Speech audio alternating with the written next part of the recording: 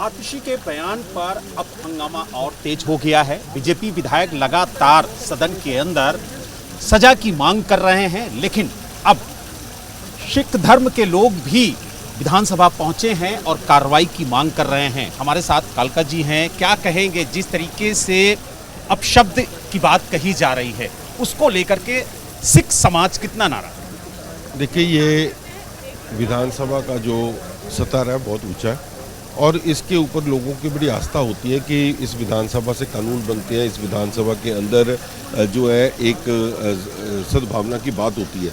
उस स्थान के ऊपर दिल्ली की मुख्यमंत्री रही और लीडर ऑफ ऑपोजिशन का रोल अपनाते हुए आतिशी जी ने जिस तरीके से जो कल शब्दावली बरती है गुरु साहब के प्रति अपमान, क्योंकि उनके सम्मान की बात हो रही थी और उस सम्मान के चर्चा के ऊपर कोई बात करने की वजह से उन्होंने जो शब्दावली बरती है वो उसको कोई बर्दाश्त नहीं कर सकता। गुरु तेग बहादुर साहब की शताब्दी जो दिल्ली सरकार ने मनाई उसकी चर्चा चल रही थी, उसके सम्मान की चर्चा चल रही थी और मैं समझता हूँ कि गुरु तेग बहादुर साहब की शहादत जो दूसरे धर्मों को बचाने के लिए की गई थी, आज हर धर्म का लोग आज उनको नतमस्तक होता है और उनके खिलाफ जो शब्दावली बरती है वो आज जो है वो बर्दाश्त नहीं है। उसके लिए दिल्ली सिख गुरुद्वारा प्रबंधक कमेटी का आज मेरा साथ पूरा डेलीगेशन यहाँ आया है कि सीएम साहब को हमने मांग की है कि जो कल शब्दावली जो आतिशी ने बरती है उसके खिलाफ कार्रवाई की जाए। जो कानूनी कार्रवाई होती है वो कानूनी भी की जाए और जो विधानसभा के अधीन जो कार्रवाई चलती है वो भी स्पीकर साहब को साथ करनी चाहिए।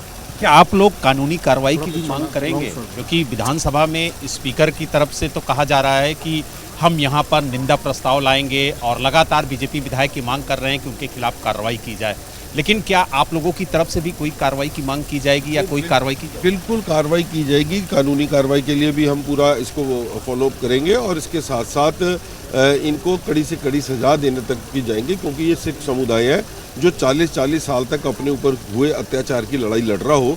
वो समुदाय इतनी जल्दी ऐसे लोगों को बख्शता नहीं है जो गुरु साहब के प्रति अपमान के शब्द बरता हो। तो आपने देखा हमारे साथ सिख समाज के लोग भी थे जिन्होंने साफ तौर से कहा है कि जिस तरीके से आतिशी ने अपशब्द कहे हैं उसके लिए माफ़ी नहीं है और हम ये मांग करते हैं कि सदन के अंदर जो कार्रवाई है वो की जाए। इसके अलावा जो कानूनी कार्रवाई है उसको भी वो करने के लिए आगे कदम बढ़ाएंगे। दिल्ली से वीडियो जर्नलिस्ट संजीव कुमार के साथ बलराम पांडे, एबीपी।